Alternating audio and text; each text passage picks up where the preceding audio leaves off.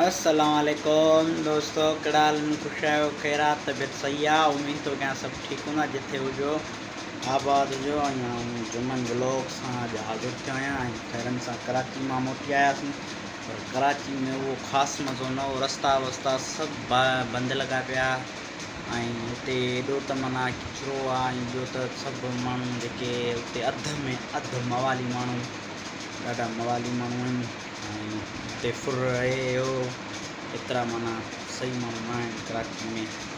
बाक़ी आहे उते जेके सो कमाइण जे हिसाब सां माण्हू जाम आहिनि। ॿुधायो कुझु आयो तबियत सही आहे दोस्तों, तो क्या सब ठीक हूंदा। जुमन व्लॉग के सब्सक्राइब कयो, लाइक कयो। जी हाँ दोस्तों, हींअर असां पंहिंजा कंदासीं कपिड़ा इस्त्री। असां पंहिंजा कपिड़ा इस्त्री पाण ई कंदा आहियूं। ॿियो ॿुधायो कयो घर वारनि खे एतिरी तकलीफ़ न ॾींदा कयो।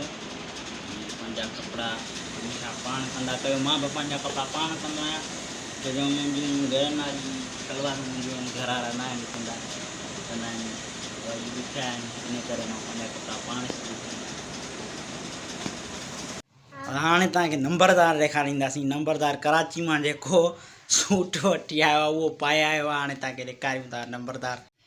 वाह नंबरदार चाला केड़ा हाल अथई? कुछ कर, तबियत सही है? हाँ, कितना वठी आयो ही? न यार, हाँ कें वठी ॾिना अथई? वज़ीर केड़ा? chandio ना तुंहिंजो जाते? मुंहिंजो चाचो। अरे वाह, मना तोखे चाचे वठी आई। पिणे के काॾे गई? वो कराची छा थो करे उते? उते ईअं मिड़ई घुमे तो? हाँ, पोइ माना ई तोखे कपिड़ा ठहनि था न? वाह वाह ज़बरदस्त। ॾिसो था, हे नंबरदार कराची मां वठी आयो आहे ऐं हींअर पाए आयो आहे। मूंखे चयो फोटू कढाई, मुंहिंजी वीडियो ठा ऐं ॾिसोसि। हलीम छा पियो ॾिसी?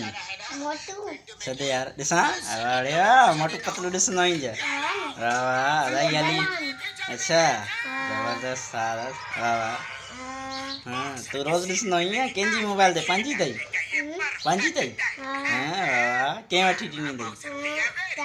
वाह साईं वाह, अलाई हली मुंहिंजी मोबाइल हली।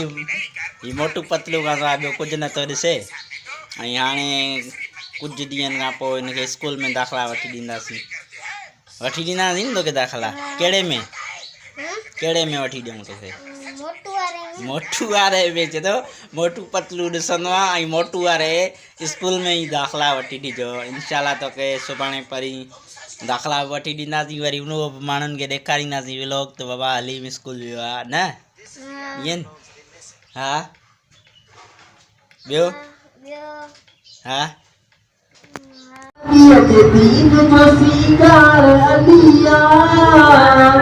सरदार सैयदन जो पगदार अलिया इस्लाम जो लश्कर जो सालार अलिया। सरदार सैयदन जो पगदार अलिया।